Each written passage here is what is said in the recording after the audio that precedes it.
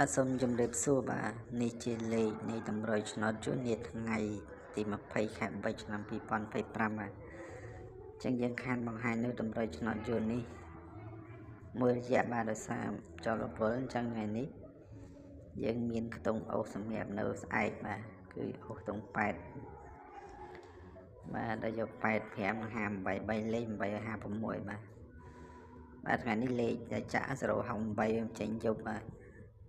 លេខចាក់គឺចេញខំលេខរាល់ថ្ងៃបាទខ្ទង់ទី2គឺខ្ទង់0យក03 30គុណបាទ3លេខ013គុណបាទនឹងមួយលេខទៀតមួយខ្ទង់ទៀតគឺសម្រាប់ថ្ងៃយប់បាទគឺយើងចាក់នៅខ្ទង់5ដែលមាន57 75លេខ578បាទដែលជាលេខតម្រុយនៅថ្ងៃស្អែកបាទនឹងនៅtrongវីដេអូយើងមានតម្រុយលេខឡូសម្រាប់បងប្អូនរើសចាក់កំសាន្តភាគច្រើនគឺចេញអាបាទអញ្ចឹងលេខពិសេសនៅខ្ទង់ទាំង3នេះឯងបាទលេខឡូហ្នឹងរៀងច្រើនតិចបាទអញ្ចឹងអ្នកដែលមកថ្មីជួយចុច Subscribe ចុច Like Share វីដេអូផងបាទសូមអរគុណជូនពរហេហេដល់អ្នកគ្នាបាទ